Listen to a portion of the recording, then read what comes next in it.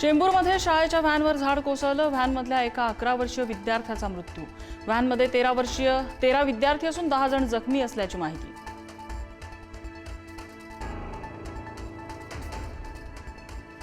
चेंबूर दुर्घटनेतल्या दोषींवर कारवाईचे मुख्यमंत्री फडणवीसांचे निर्देश। दुर्घटनेतील जखमी विद्यार्थ्यांची प्रकृती धोक्याबाहेर असल्याची मुख्यमंत्र्यांची माहिती।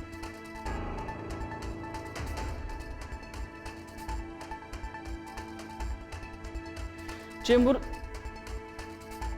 संभाजीनगरमध्ये विद्यार्थ्यांचा शिक्षकांवर चाकू हल्ला। शाळेत टीसी घेण्यावरून झालेल्या वादानंतर विद्यार्थ्याचा शिक्षकावर थेट चाकूने हल्ला करणारा अल्पवयीन विद्यार्थी पोलिसांच्या ताब्यात।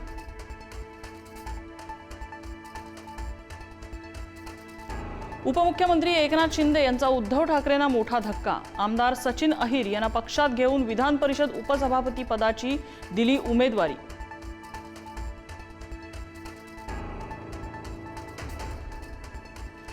चौकार षटका सुरू राहतील, समोरच्यांच्या विकेट्स पडत राहतील।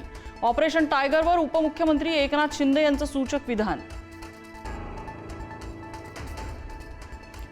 कुणाला किती महत्त्व द्यायचं याबाबत पक्ष नेतृत्वाने आत्मपरीक्षण करावं। ठाकरेंच्या शिवसेनेचे आमदार सुनील शिंदे यांचा पक्षाला घरचा आहेर, तर स्वतःच्या आमदारांचं तरी ऐका, आत्मपरीक्षण करा, श्रीकांत शिंदेंचा टोला।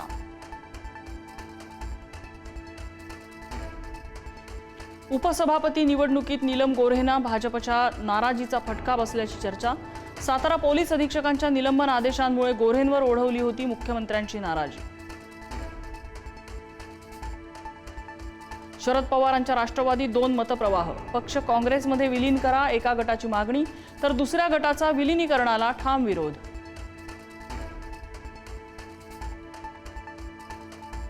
अनुसूचित जाती आरक्षणातील उपवर्गीकरणाला विरोध। 27 आमदारांचं मुख्यमंत्री फडणवीसांना पत्र। उपवर्गीकरणाविरोधात मुंबईत आंदोलक एकवटले।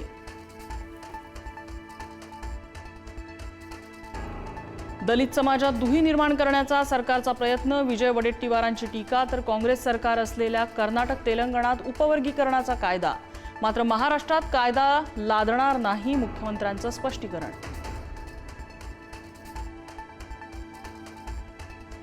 मुंबई युवक काँग्रेसचं नीट आणि टीईटी पेपर फुटी प्रकरणी विधान भवनाबाहेर आंदोलन। विधान भवनाच्या गेटवर मुंबई काँग्रेसच्या कार्यकर्त्यांचं आंदोलन।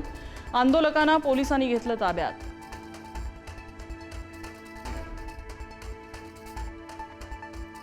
टीईटी पेपर फुटी प्रकरणात मुख्य आरोपीची पत्नी सुमन कुमारीला पाटण्यातून अटक। सुमन कुमारी गुप्ताला 6 जुलैपर्यंत पोलीस कोठडी। मुख्य आरोपी ब्रिजेंद्र कुमार गुप्ता अद्याप फरार।